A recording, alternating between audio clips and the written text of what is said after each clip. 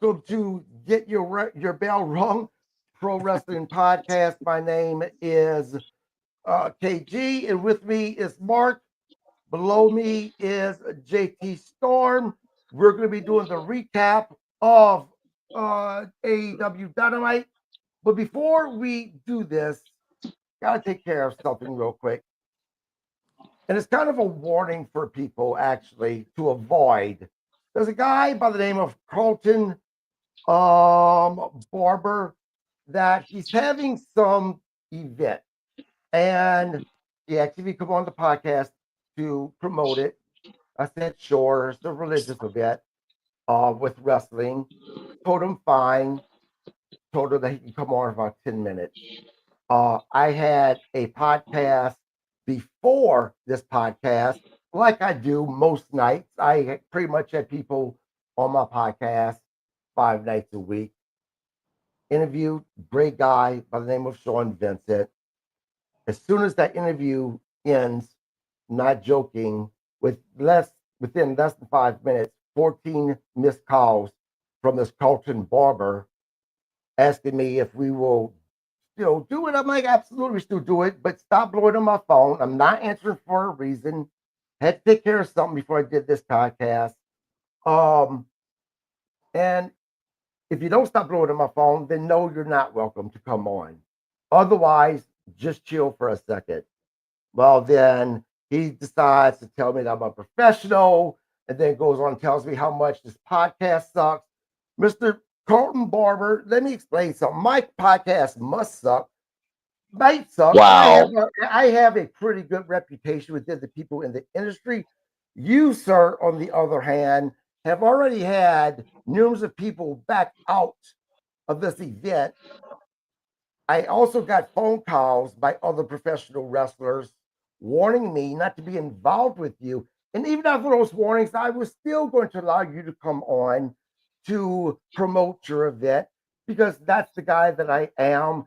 I don't make decisions on if someone is good or not based upon other people's perceptions of you.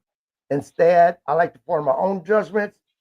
Well, you've just showed me, sir, that yeah, you are someone that should be avoided.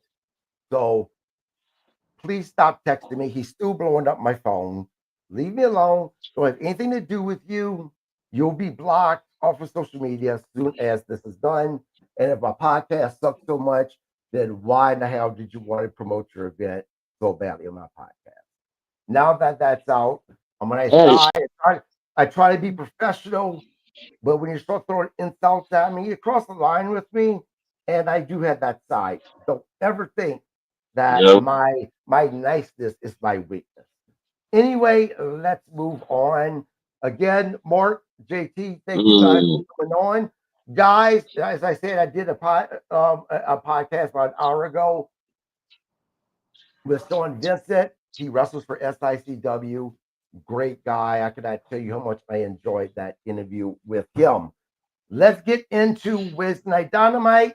I got to tell you guys, I actually enjoyed last night's Dynamite. Surprisingly enough, they actually followed up with the pay-per-view that they did on Saturday. The things that happened, they actually followed through on Dynamite last night. I actually enjoyed it last night. Start with you, JT. What do you think of Dynamite last night? Was the show that you enjoyed, or are you still going to be a AEW hater? A hater? I am still an AEW hater, but I was impressed with last night. Last night was a great show. I actually enjoyed it. I didn't know what to expect when I watched it because you know me, I'm not a big fan of them. But I truly enjoyed it, man. I still can't get over the Dorado and Fletcher match. That was one hell of a match, dude. Right. Yep, I agree. Mark, what'd you think about it? You know, there are some things I'm going to touch up on that I found kind of disappointing. Overall, I enjoyed it. I thought it ran pretty smooth, but there are some things I didn't care for, to be honest. Okay. So we'll start out with Page to the ring. Basically he was thanking everybody. It sounded like the old Page of 2 years ago, 3 years ago, and I'm kind of disappointed in that. But overall, it wasn't a bad promo, I guess. Um, he gave thanks to a lot of people. I really surprised he gave thanks to Swerve, but Swerve pretty much tipped the scales in his favor. So, but with their history, it was a hard pill to swallow, I bet. Yeah, yeah. I did Hangman Adam Page go too much into that that cheesiness. Was his promo, Yeah. let's say his speech, was it too cheesy? Was it You Cody know, Rhodes like? Yes. very much so, and that's what I thought. Yeah. I myself prefer the more unhinged Hangman Adam Page. That's myself though. JT, what did you think about it? Yeah, I felt the same way, guys. I don't know. I kind of felt like he was reaching for straws there for a little bit on a couple spots during the interview. I was like, okay, where's he going with this and that? And I just didn't dig it. I'd like the old Adam Page to come back because I used to be a fan of Adam Page's. Used to be a big Right, fan of his, right. Well, and back in the day, a couple of years ago. Yeah, it's quite simply, I could see it on this interview or this promo because it is his first appearance after the win, so I can see him giving props and giving the flowers out. But I really want to see the anti-hero where he's unhinged a little bit. right, right. I agree. I mean, as soon as he said, um, you know, you fans deserve it, I'm like, here we go. And I'll be honest with you, what my concern is this. It this title run with Adam Page is starting off awfully familiar to his last title run with him doing those very cheesy promos. And his last, run, he lost the fans because of it. So I hope we do get kind of that edgy Adam Page back here pretty quickly. Yep. All right. So next we go to Definitely a agree. Yeah. sorry. Next we go to a recap of All In. So we already know the results of that pretty much. Kyle Fletcher versus Dorado. You know what? This match was really good, but there was really some high risk moves that I thought were unnecessary. But Yeah. overall, the two performed very well together. Yeah, I mean, I have no complaints with this match. I know what you're saying about the high risk moves, man, but I mean, this match was great. As soon as I seen who was going to be facing Kyle Fletcher, I knew right away that this was going to be one hell of a match. I mean, there were some spots on there that I'm like, how the fuck did he do that? Right, but they're unnecessary. I You mean, they know? were high risks, Yeah. Yeah, okay, fuddy duddy. I Yeah, I mean, JT, honestly think I the mean, stuff. go Yeah. ahead. Now, I was going to ask you, do you agree with Well, Mark that it was, these moves was just unnecessary? I mean, we're talking about, unfortunately, the fans have been trained to want these high spots, Yep. and they deliver. right. Right, and I don't only think it's just that. I think it's the fact that being in the business, I think they were trying to make a statement to the management too. Like, look, we're going all out, and this is what we can do. We gel together. The crowd really digs us, kind of thing. They're trying to show their worth. They want to move up. They want to move up that ladder. They want to get.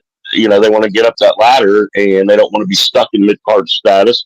So sometimes you have to do things like that to make an impression on management. Right, And I think right, that's what they that's what I felt. That's what I felt when I was watching that match. I felt like for one, they gelled really good together, which is a good thing. Two, the fans were really into it. And then three, those guys, I could definitely tell 100% they were trying to make a statement. yeah, And bravo for them, because they did. They made a statement, if you ask me. right, You right. know, Now, for myself, the big takeaway was after the match, Kyle Fletcher won, but he got right near the camera and started saying, talking to Dustin Rhodes that he's coming after him because he wants that goddamn title. and he's not going to stop until he Right. wins the title. So, Hey, he'll get it. Yep. yeah, and I'm looking Yeah. forward to this feud. I think he's next in line. Right, I'm looking forward to this feud. I think Dustin and Kyle Fletcher will have a phenomenal match together. I really do. You know, real quick though, this was a pay-per-view level match. It really was. You know, as Yes. far as performance. Yes. Yeah, yeah, I agree. All right. So next we go to the Bucks showing up all disgruntled because they ain't got their special room and whatever. And everybody they interacted with gave them the cold shoulder. Renee, Marina, Ricochet, they all gave him the cold shoulder and just treated him like shit. And I just chuckled. Yeah. So I loved it. time out right there for a second. Not only did they not get their special locker room that they were accustomed to, they had to show up at the show with the cameras on them in a Uber, if or Lyft, whatever, that in itself was absolutely great. The fact that they had to pass and come in contact with so many different wrestlers, not just baby faces, heels as well. That was basically laughing at them. And the icing on the cake was when an AEW worker scratched out the EVP and just wrote in Nick and Matt instead of Nicholas and Matthew. One reason I love this so much is the Young Bucks do get a lot of slack. They do get accused of using their powers as AVPs to put themselves over. We've seen last night that the Young Bucks are capable of making fun of themselves as well. This was absolutely great. Looked like they gave him a broom closet too for a locker room. I was rolling. Dude, I thought it was great.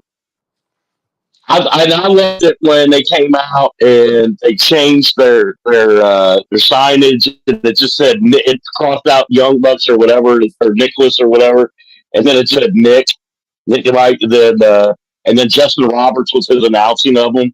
That was awesome, dude. And then the commentators playing into it. I mean, just the whole skit was perfect, man. Whoever produced that segment did a great job. Because I've never been a Young Bucks fan. I'm still not.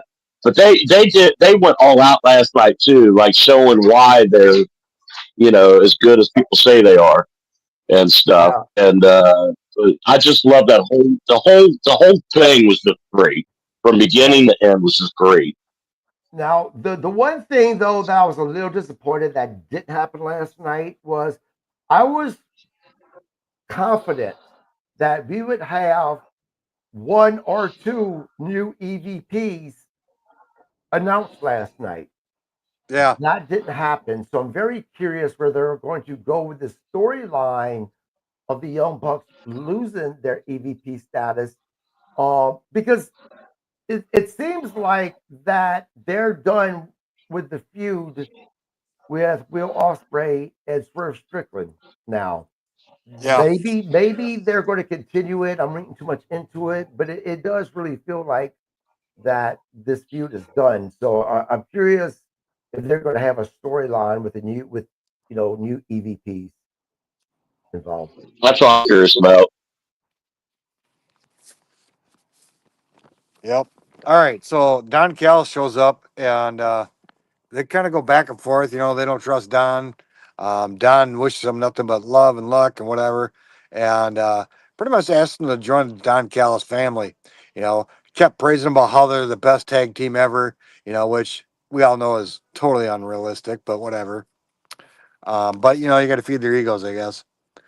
Well, And that's not right there because maybe to your perception of them, they're not the best tag teams ever. But there probably are a lot of fans who consider them, at least right now, as the best tag team currently within professional wrestling. And I can see that argument because they are damn good. What I liked about the whole Don Callis segment is the fact that the producers of the segment or the writers of this segment didn't treat fans like so many times they treat fans like we just have no memory of anything that's ever happened. They didn't do this in this segment, because it was very much said without being said that the Young Bucks hated Don Callis, and in a way, they still don't like him, because of the things that's happened between them. But for now, because they need friends, they're just going to do business with Don Callis. And I appreciate the fact that they approached it that way instead of acting like nothing's ever happened in the past between Don Callis and the Young Bucks, and now they're just together. Yep. All right. So next we go to the Hurt Syndicate, which was more MVP, begging for some competition. Um, and then MGF steps up and calls out Adam Page, says he's going to beat him without the contract. That's just a backup. Um, I'm never disappointed with MGF as far as his promos or his in ring ability. But this one I felt was kind of lacking myself. Are you crazy? So first off, we have been disappointed with promos by MGF. MJF, because when MJF first came back, we and I both talked about the podcast how his promos just weren't getting like they used to for whatever reason. That we weren't crazy about those promos. Last night, I loved his promo. I call MJF's promos when he does these type of promos kind of a Ric Flairish promo where he's so passionate, even makes some of the same facial expressions, body movements that Ric Flair used to do back in the day when he was young and being very passionate about what he was talking to. That's what happened last night with MJF. I thought MJF's promo was damn good last night. I think MVP's promo was damn good last night. I love the segment. What about you, Me JT? too. Yeah, I like the segment too.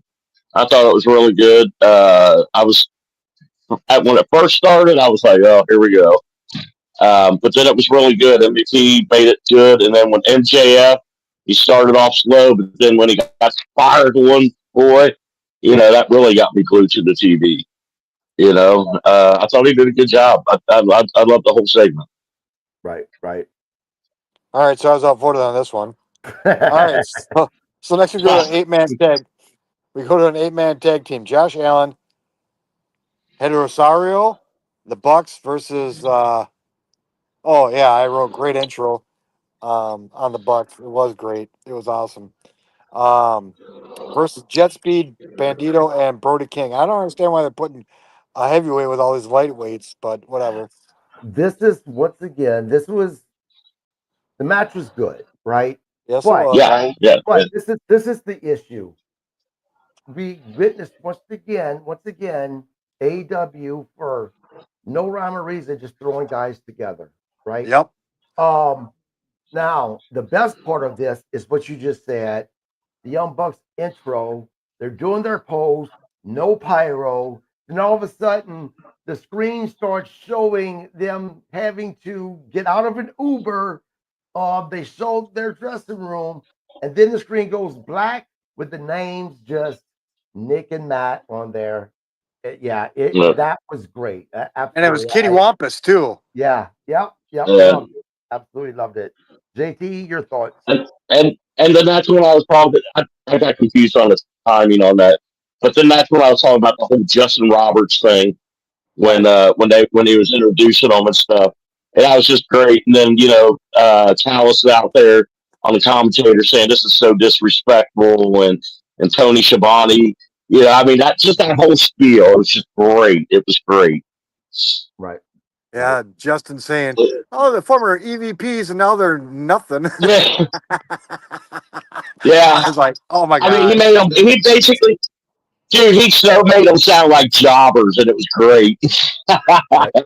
Yeah. Yeah. If anything, it'd make them humble. Now the My respect level for these guys went from here to about here. You right. know, Right. because of the shit Yeah. they took last night. Yeah. And you can't help but feel for them a little bit. Yeah. Now I tell you, there's no secret that I am not a fan of Mike Bailey. He's good in the ring. Again, like I can't and I won't talk shit about him as far as his ability. He's good in the ring. Just I just can't get invested in this guy. But again, this was a good match. I mean, this is a match that I wanted to fast forward through. This was a good, entertaining match. It really was. Go ahead, Mark. The thing about Mike Bailey that stuck out with me last night is his little gladiator flaps on the side of his hips. You know, I just think they're just goofy. If you're gonna try to match your partner, then put pants on. Get rid of your little gladiator flaps. Right, right. I'm just nitpicking there. Sorry. Yep, yep, All right, so next we go to Edge comes to the ring. Um, Pretty much says that Christian Cage needs to pull his head out of his ass. Um, Wants FTR wants to end their careers pretty much. yep. Stokely comes out and pretty much says if you touch the FTR, you're going to be fired on the spot. All right, and lo and behold, Edge pretty much says, "Well, yeah, I can't touch them, but I can touch you." And so he sends security after Edge and beat past both of them, and the rest of security runs out. Yeah. Now, what I liked about this interview is so for those who did not see All in Texas, when the family turned on Kristen Cage, uh, out came Edge for the save. Now, the thing about Edge, though, when he came out, he was in no worry. He did his normal intro, pyro, walked to the ring, and people were saying that he is now kind of in the same sentence as the Hardy Boy for dancing before he was saving his brother. What I liked about Edge's promo last night was this. He said, I was not coming out to save Christian at all. I'm Right. coming out because I want to whip FTR's ass, right? And I'm sure that they weren't trying to cover how Edge came out, the fact that he didn't run to the ring, but it made sense why he wasn't running to the ring to save Christian now because he didn't give two shits about Christian. He wanted FTR. Now we all know that this is going to lead to Edge and Christian getting back together to face FTR and as well as to face, I guess, Kip Sabian, and the other kid who I can never remember his name. But yeah, I mean, it was good to see Edge that he was back. He looked good. I'm still predicting that we're going to see Edge and Christian officially retire the same way that they made their first debut, which is together. We'll see. JT, your thoughts. And Mark, I agree with you 100%. Mark disappeared. I definitely agree with you on that. I think they're definitely going to get back together. I think they're going to play this angle right now where Edge is focused on FTR and he's kind of leery about Christian. Like, do I trust him? Do I not trust him right now? And then boom, Christian's probably going to end up playing this whole. This is just what I'm thinking is going to happen. Is that Christian's going to play this whole? You can trust me. I'm your friend. I wasn't thinking straight. I let greed get a hold of me or whatever. There's going to be some story behind it. And then, they hug it out and then they'll be, going against FTR. And I think those will be good matches once that does happen. right, right. Okay. All right, so next we go to Briscoe backstage ranting and raving. He's still got a bone to pick with MGF. Um, I don't know what else I can say about that, really. Right. Well, Yeah. I tell you what, I prefer this side of Briscoe. The goofy, silly shit that he's been doing for quite a while now with AEW really prevented me from investing in this guy as being getting behind him. This promo last night very much reminded me of old school Briscoe, no nonsense, all about just kicking somebody's ass, making them bleed. I actually like this last night. I hope that they keep him on Mm-hmm. this type of trajectory with his career as not being a funny guy, but being the guy that he's unpredictable that you fear. JT. Yeah, I want to see him back to the OG that he was with ROH. Man, Right. that's the Briscoe I want to see. Right. Back in the days when him and his brother were just taking names and numbers. You know, so hopefully he goes back to that. The goofy stuff was fun for a little bit and stuff. But now let's get back to the Briscoe we all knew and loved. Absolutely. Okay, so next we go to a four-way dance with Tekla, Willow, Statlander, and Amanada. Now I didn't catch this at first, but it was for $100,000, I guess. Yes. Yeah. It was a good match for what it was. The one thing I didn't get, and maybe I wasn't paying attention at some point in the past, but has this match been promoted at all as far as the $100,000? I didn't think so. Right, Mm-hmm. right. I didn't hear it at the beginning or anything. Yeah, I didn't either. Yeah. So, other than that, like I said, it fine match. Um, I guess so. Did we see an official heel turn by Chris Statlander last night when I she? don't think so. Well, she pulled Dominata, off, off Tech. I think it was Tekka, Tesha, whatever her name is. Tekla. Yeah, Tekla to make sure that she wasn't beat. That was very much a heel move. Yeah. I thought both Tekla and Amanada performed really good last night. Um, and the headbutt that Amanada gave, I think Tekla was just brutal. Right. Yep. Yep.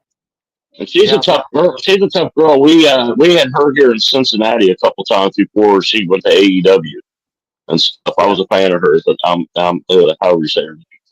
But yeah, she's a tough cookie, man. I saw her work with Ari Alexander, and Ari's no pushover, man. Like she's a legit badass too, and Right. it was a really good match they Yeah. had. But I'm a fan of hers. Yeah. Yeah. 100%. Go All ahead. right, sorry. Anyways, Julia and Sky Mark Blue had it, interfered. JT. Julia and Sky Blue interfered, and Tekla got the win. That was after Statlander and Willow went out fighting on their own. Right. Next we go to Tony Storm, and they were in Chicago last night, right? Yes. It sounds like Yeah, they're going to stay there for a little bit. Yeah. That's nice venue, man. I don't know exactly where they're at. Because that was a pretty small venue last night. It, Yeah, it it really was. was. Yes, it was. Yep. Give me a second here. but the way that venue's set up, though, if you notice, it was kind of old schoolish, which I liked, and the sound was good. Like when you're a fan or when you're watching TV, you kind of get that old school feel. I like smaller venues like that where it's more intimate. Right. Yeah, but it does nothing for the pocketbook. Yeah. Yeah, but And they've been blowing money left and right. yeah, that's true. That's true. Yeah, when you trash what $120,000 limo. Yeah. Uh, Yep. all right, so next we go to Tony Storm. Thanks, Kev. Yep. That's a fun. Go to That's a Tony funny Storm. promo. Yeah, she cut a promo, and Tony Storm just walks that line of inappropriate all the time. But I chuckle and I enjoy it. I love it. I I'm love it. not offended. I Yeah. just, her innuendos are just second to none, Right. and some aren't even Yes. innuendos. You know, Yeah. she did offer Monet another shot at the belt though. Yeah. And this. All right. So one, always love Tony's promo. She had me laughing my ass off. Right. But this is the thing: when she offered Monet another opportunity of the title, and we know that that's what's going to happen. That told me right there that Monet is winning that fucking title. And not that I per se have a problem with Monet being the women's world heavyweight champion, is the fact that she already has all the belts that she has. Right. Have her fucking drop the TV title to someone. At least drop that title for the love of God. You know, because you know goddamn well that if they don't take that title off of her, she's going to never defend that title because they're just going to only be focused on the world, title, the women's world title. So she needs to drop that TV title, in my opinion. JT, your thoughts? Technically, even I agree with you, but technically, every week that she's on TV and competes, television champion, she's technically defending that title. So that's why they're doing it. Hopefully, they take it off of her. Just keep the belts that seem or look important to go with the AEW World Title, in my opinion. That's all I got to say about that. I did notice that they didn't mention that was Monet's first singles defeat on AEW. They avoided Right. that like the plague. Yep. So, Yep. anyways, Tony But Storm got interrupted. I thought it was Monet, but it was Athena with yep. Billy Starks, who looks like a bloody idiot. There's no other way to put it. She just looks like a bloody idiot. She looks like the smiley face on the t-shirts. That's what she Right. reminds me of. And for God's sakes, keep your tongue in your mouth. Nobody wants to see your damn tongue. Yeah. Anyways, Athena cuts in, and she's pretty bound and determined that she's going to win the belt. Right. Hey, Landry, your twins here. Yeah, give me 1 second. All right. Getting a lot of feedback echo from you guys. Yeah, give me 1 second, guys. I need to hold on.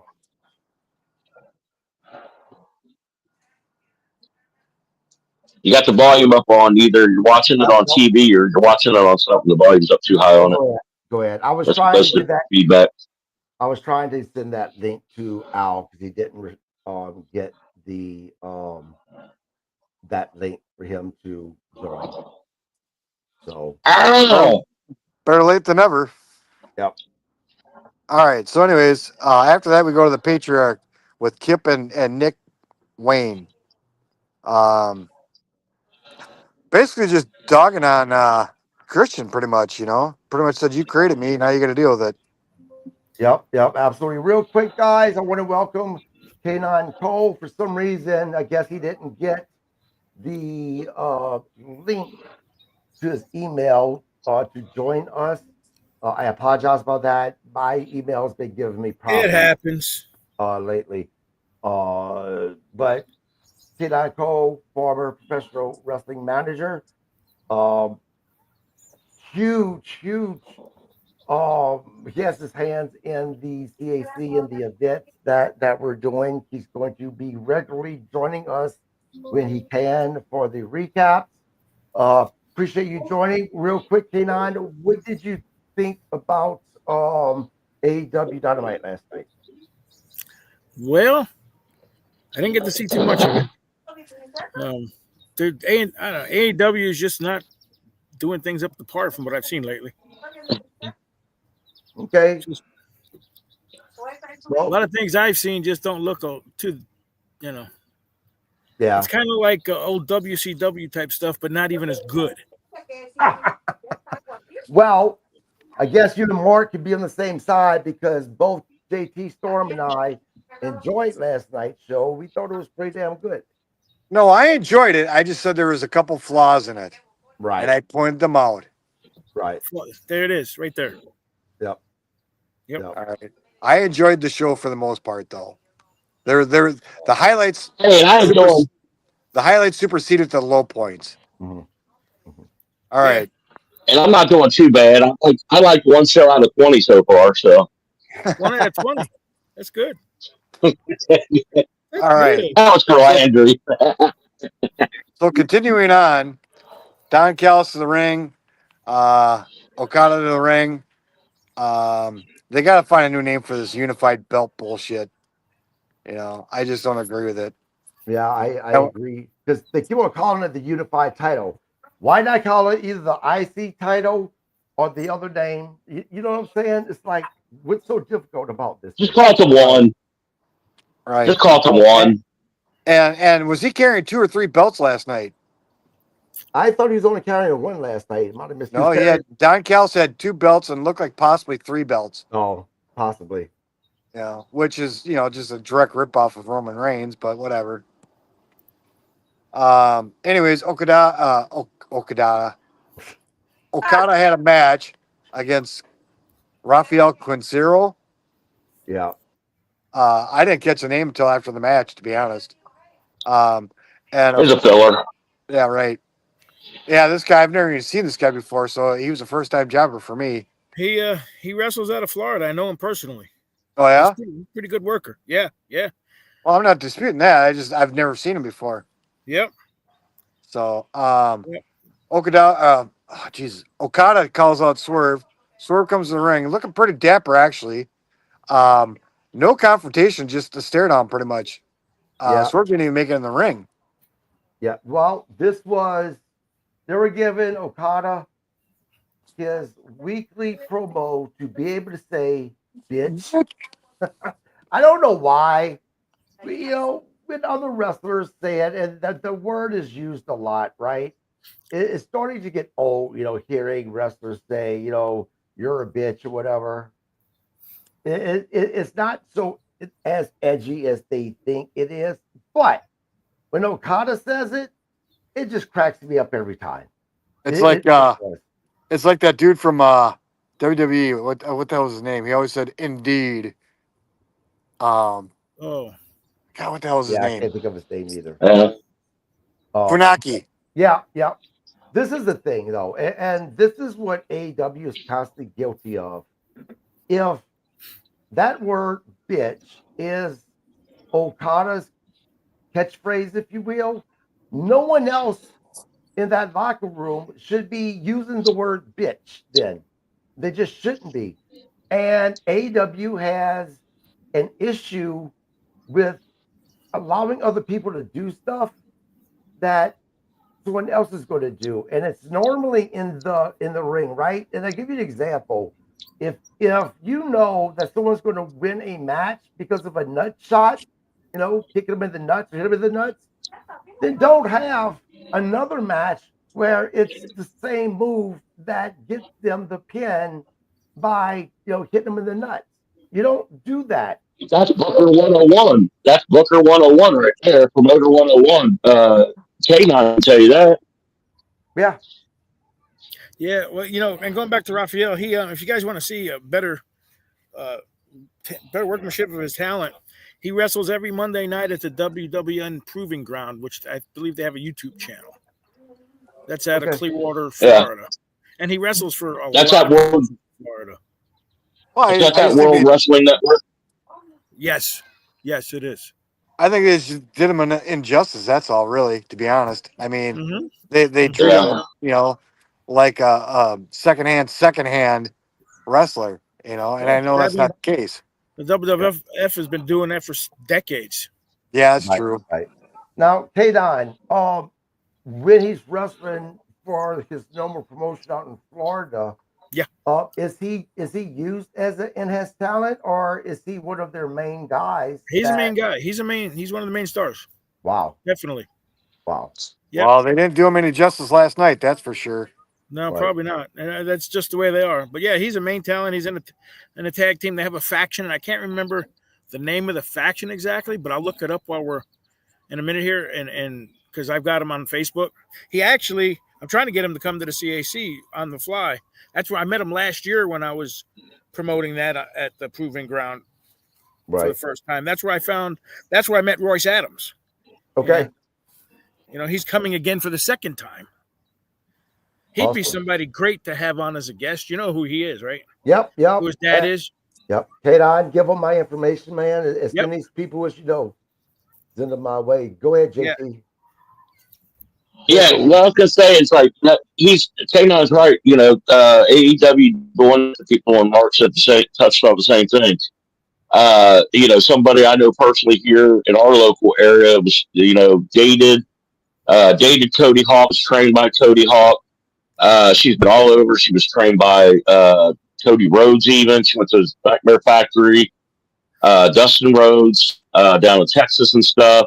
And she's won all kinds of belts. And they jobbed her out like crazy on AEW. Like she didn't get nothing, and she's a hell of a talent, and I mean, she's got a lot of belts under her weight. Like currently, she's got 5 belts, and they're reputable promotions, indie promotions. And then she goes on AEW, and they just treat her like she's just, worse than a jobber. Yeah, but look what they did to really give her anything. Amanada too. They Yeah, did her yeah, dirty that's for a long true. time too. So Yeah, and now Yeah. and now Amanada is one of their main attractions. Yeah. Yeah, the first time I saw her on the local show, man, when she was fresh in the business, I was like, man, that girl's going to go somewhere one day. And then it's a couple of years later, and boom, there she is on AEW. And yeah, like you said, they didn't treat her too well at the beginning, but now look at her. Very proud of her. Very proud of her. So here's the question, and this is mainly for JT Storm and K9. K9, you can go first. I was going to say, with Raphael too, he also, have you heard of Amp Wrestling? Yes. He owns that. Oh, really? Yeah, he's the owner and the head trainer of Amp Wrestling as well. Well, let me ask you this question, and again, JT, you go next.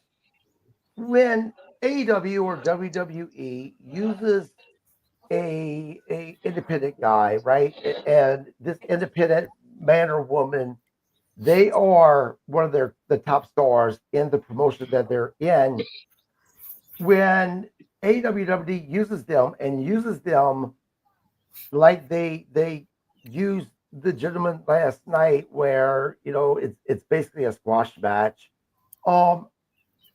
Does that hurt that guy or woman when they go back to their own promotion as far as being that top star? Or exposure is exposure, it doesn't matter? Go ahead, K9. Not that I've ever seen, no. Nope. JT? Yeah. And not that I've ever seen. It's usually, it is what it is. When you're when you're inside the business, it's just, you're going and you're doing your job. And, when you go to those things, you're not always going to be enhancement talent. You go that they usually bring in a list of guys. And then what happens is, okay, we're going to use you for security. We're going to do this for you. We're going to do that for you. So you never really know if you're even going to work on the show anyways. But you can earn your spot because, like, I've had a couple of kids that I've mentored that we got them on the loops with WWE, and that's how they got their spot. Yep. To finally be, finally the last part of the leg that they did, they finally got to be on the show the last night out of the 4 nights. Yep. So what JT said, I'm living proof of with TNA. I never got my dark match, but I was in charge of putting up the ring, getting the ring out of storage, and taking it when they started doing the house shows. Ron Harris put me in charge of all that. I never did get my dark match. I worked security. I did it all. Right. Okay. Go ahead, Mark. All right, so we end up with Death Riders versus Hobbs, Briscoe, and Page. I was kind of disappointed in this match. I thought it'd be a lot more intense than what it was, but that's just my opinion. Right. I thought the match was fine. The outcome was exactly what I thought that it was going to be. It getting out of control. I think a possibility, a reason why they didn't go as hard as we were expecting it was, we got to remember that Moxley and Adam Page just had a brutal match on Saturday night. And they showed it. Yeah, absolutely, they showed it. So, I can understand why they didn't have their normal hard-hitting match that we always expected. One thing that made me kind of shake my head at was when Adam Page was attacked by the Death Riders. His partners were out on the floor, gotten beat down or whatnot. Next, the camera pans to the top of the audience, and way up high is Darby Allin. Now, what bothered me about that was this. Where do you think they got this from? Well, it was the whole Sting thing in WCW, right? Right out the NWO. It was damn near a year that we kept on seeing those spots by Sting showing up in the rafters and whatnot before he finally came down. Um, I get that Darby Allin is associated with Sting. He was partnered with Sting before Sting retired. But come on, man. Can we not have anything a little bit more original? I get that there's been so many stories. I get that there's been so many stories in professional wrestling that it's hard to come up with something exactly original. But at the same time, this was just a blatant ripoff of that storyline. That part I kind of shook my head at. Start with you, Mark, Kanon, and then JT. You can finish it. What do you guys think about this? Well, yeah, it's unoriginal. With what happened with Owen Hart, I'd be leery to do this kind of stunt. Darby Allin is probably well versed in using this kind of equipment, though, and I'm pretty sure he's double checking his shit. But yeah, it's very unoriginal. But you know, I mean, if you're under 20, you aren't gonna know this unless you Google it or YouTube it. You know, so for the younger fans, it's probably something new and unique. But for us old timers, it's a has been. Now, as far as something being new, what they did to the Bucks last night was, I think, fairly new. Um, Yeah, but other than that, yeah, it's not an original idea. but you know what? What does that say about not to get off the question, and Kanon, we'll go to you next. But what does that say about today's professional wrestling fans? Because whenever I was younger watching professional wrestling, I could tell you what happened 20 years prior because I love professional wrestling. I read the magazines. I, knew the sport that I love. What does that say about today's wrestling fans that if you are correct and they are not really familiar about that storyline that WCW did alongside NWO, I think that's kind of pathetic, to be honest with you. K9, what do you think about them reusing that storyline? And am I correct when I'm talking about today's professional wrestling fans? Yeah, I mean, Mark said it real well to where there's not really much I can add to it except for the fact that the wrestling fans of today, they're stuck on the internet. They're reading all this stuff on the internet, and that's what's going in their head. Back in the day, there was no internet, Right. and the internet, in my opinion, totally ruined wrestling and pretty much everything. Right. Realistically, Right. so the fans really don't have any surprises anymore. Yep. There's nothing. Completely agree. Agree. JT? Yeah, I mean, they all said the same thing that I was thinking, and it's just, I think these fans are just trained. They're trained zombies for one, and then two, they don't, they're not true fans. In my opinion, not true fans. They're the true definition of the word, that we have for them, which is Mark, smart Marks and Mark. They're not true fans like you were, Landry, and like I was. What made me want to become a professional wrestler, when I was 10, 11 years old, seeing it for the first time with Killer Tim Brooks. It captivated me, kept my attention, made me want to know more what this was. And then, following the storylines, and even in being in the business, I always hated the whole dirt sheets that they had going around in the locker rooms, and I hated it back then when they had that stuff because, I always loved the tradition of this business, and that's what the fans don't appreciate these days because they're sold on marketing now. It's all about marketing and toys and all this other stuff. It's not about the history of the business and this and that. So they're not invested in it like we are. Right. Mark, go ahead. Now, unless you spent 200 hours reading your big brother's old wrestling magazines or whomever, you didn't invest your time. Now, the plus side to today is while we read it, you can go back and YouTube it or Google it or whatever, and you can watch the matches live, or not live, but you can actually watch the matches versus reading about them. So there's a plus side to the internet. But yeah, as far as originality or I mean, I can think of two things that have been hush hush, and that was Edge return at Royal Rumble and the Hardy Boys at WrestleMania. That was so under wraps that nobody knew it. And it was probably the biggest pops I've seen And in a long time in both cases. You know, um, and my boy Jeff Cobb. oh yeah, Jeff Cobb Cobb. was kind of a surprise. Yeah, he was kind of a surprise. I'm disappointed in Cobbs because I think he should stay with AEW, but you know, and I think WWE is Yeah. going to misuse him colossally because he's a hell of a talent, but I think he's injury prone too. Yeah. Right.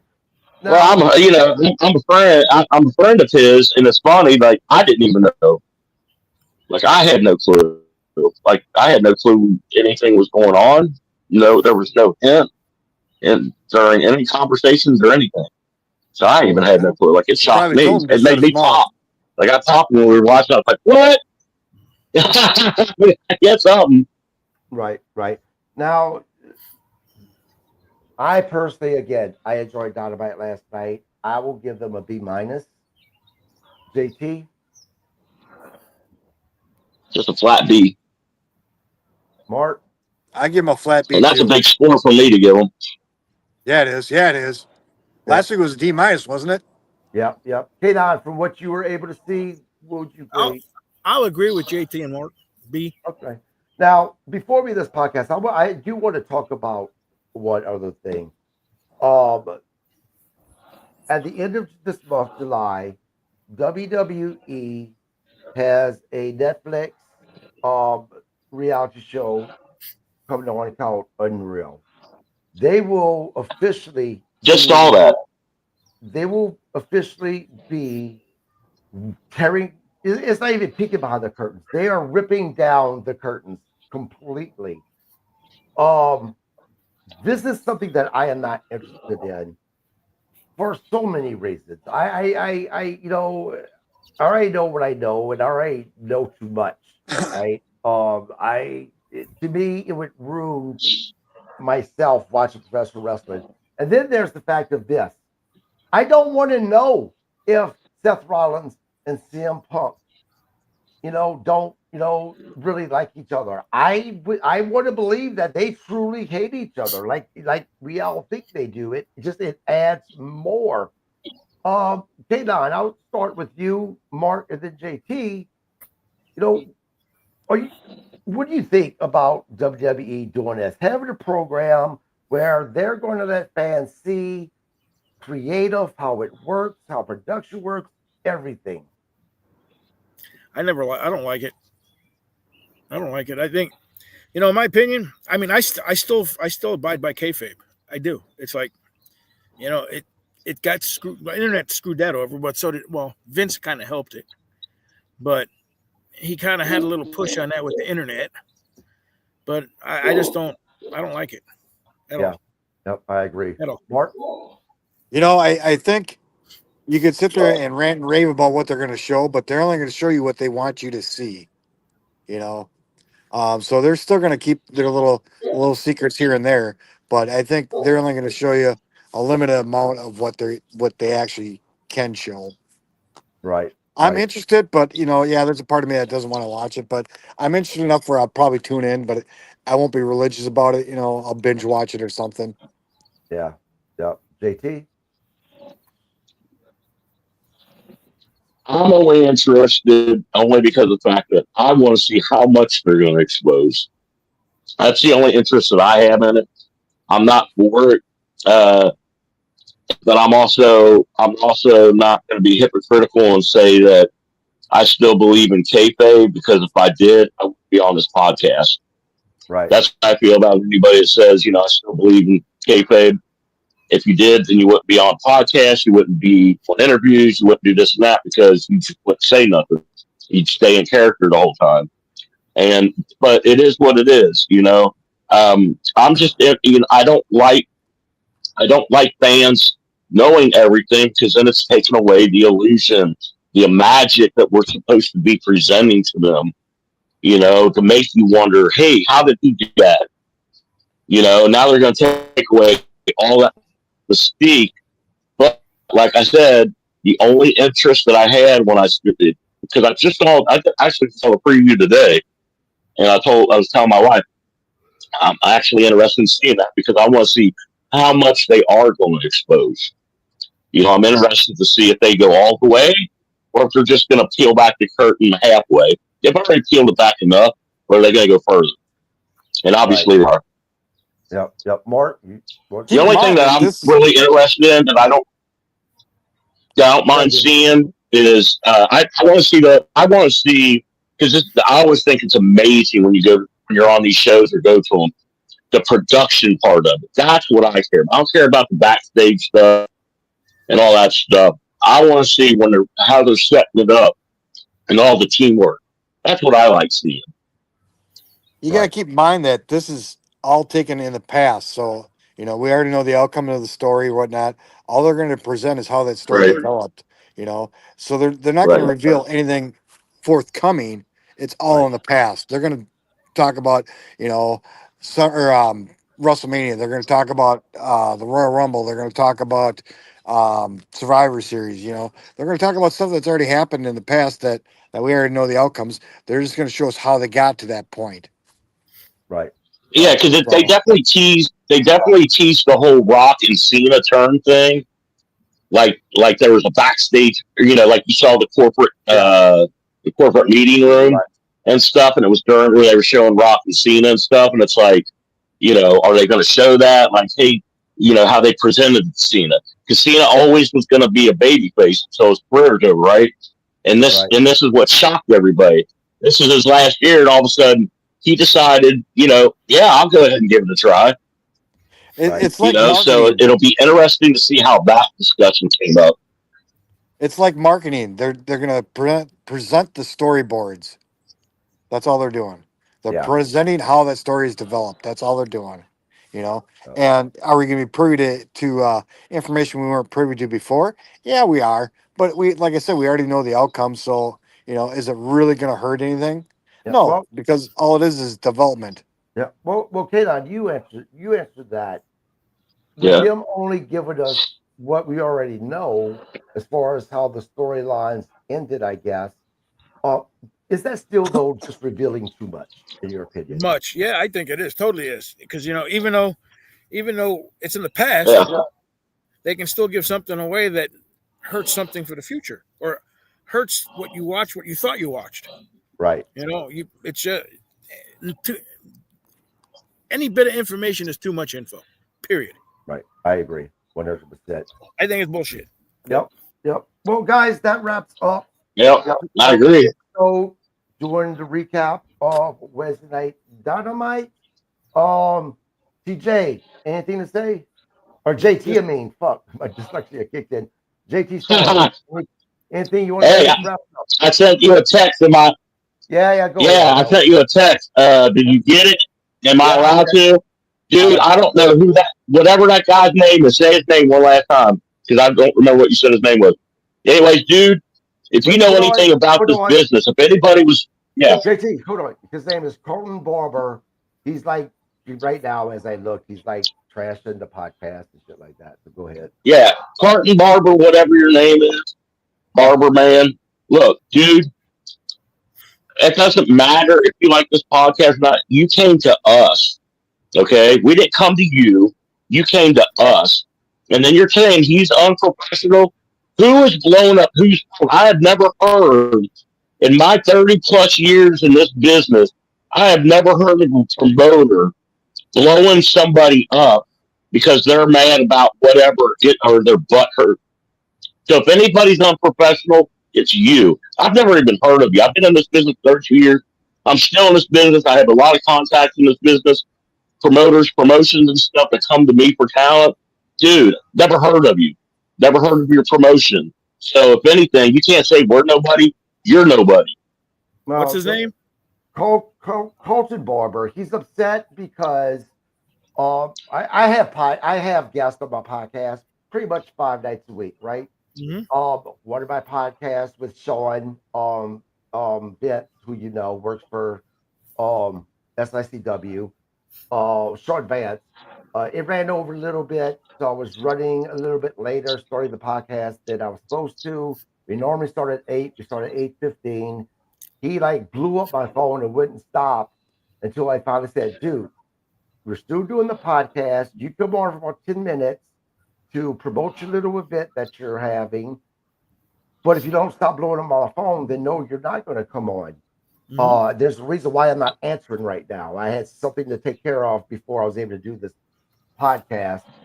And on top of it, it's not like he paid me to advertise this shit, right? There you go. So, you know, and now he's like posting all kinds of shit on my Didn't you pay me? how the podcast sucks and Sounds like an that. idiot to me. And the kicker is I had a couple Sound like a mark. of professional wrestlers actually call me when they found out that he was going to be on the podcast, warning me to be careful about this guy because he's very shady. So there's a lot of that these days. He's probably an outlaw, another one of those outlaw cancers. Right, K9? Guys, just another he's just another outlaw. No, outlaw promoter, and a cancer to this business. Oh, well, this is the backyard wrestling. This is the kicker. He is a minister, and this is a Christian professional wrestling event, and he's acting like this. Really? Oh, wow. Yeah. But anyway, I wonder what time. Yeah, I don't. We can't give him no more time. I don't. No. Yeah, and I try to keep this podcast positive. Yep. No, it just got under my skin. We will be back on Saturday to do the recap of Friday Night SmackDown. We got time for a quick plug. Actually, yeah, go ahead, Kenon. It's coming. It's August 17th in Las Vegas, Nevada, the Plaza Casino. If you're a wrestler, a manager, a valet, an announcer, it doesn't matter. A dead man walking. To get in touch with me so you can be part of On the Fly. You can get in the ring and show us what you have if you really have something. It's like this other guy's we're talking about. He thinks he has something. Come On the Fly. You don't know who you're wrestling, so you get picked and you're in the ring and you just get out and you do it like they do it in the old days. If you think you got what it takes, get a hold of me and I'll get you signed up. It's going to be a great event. It's during the Cauliflower Alley Club reunion, which also takes place the 18th through the 20th. Let me tell you, if you don't think you have what it takes, don't even bother because you're going to make yourself look stupid. Right. And if they add part. K9, I got a quick question. Hold on, JT. Part of the event that is taking place. Yeah. One of the events is we're going to have Cactus Jack, Mankind, Mick Foley, whatever you want to call him. He is going to be roasted. He's going to be honored. And there's events happening throughout those dates. You have to be a CAC member. If you guys wanted more information, if you want to join the CAC, which is cheap, man, you can join for $36 a year. That literally equals out to 10 cents a day. But if you want to join and come, please go to caulifloweralleyclub.org. I will put that website when I publish this podcast. Yep, but check it out, guys. Just to reiterate, you do not have to be a member to participate in On the Fly. Right. Just to attend the rest of the banquet, which is great because you're also going to be wrestling in front of promoters from all over the world and legends. So the legends are actually picking who they want to see wrestle. So if you want to step up your career, this is the best way to do it. 100%. What was your question, JT? Yeah, go ahead, JT. Dana, I have a question for you, bud. Okay, so I think one of my guys reached out to you. That's a manager.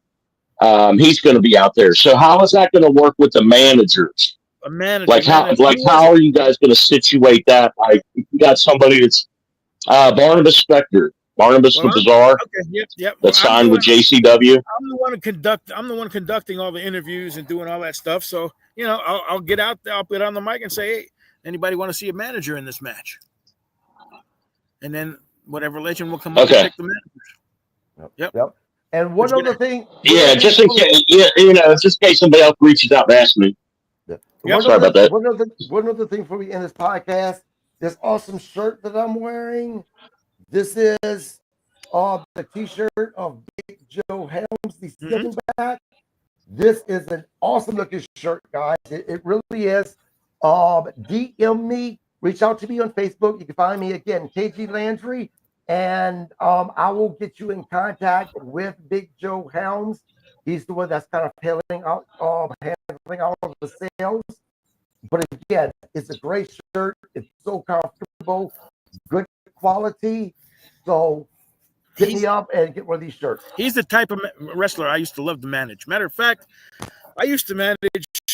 Do anybody know who Gary Nation is?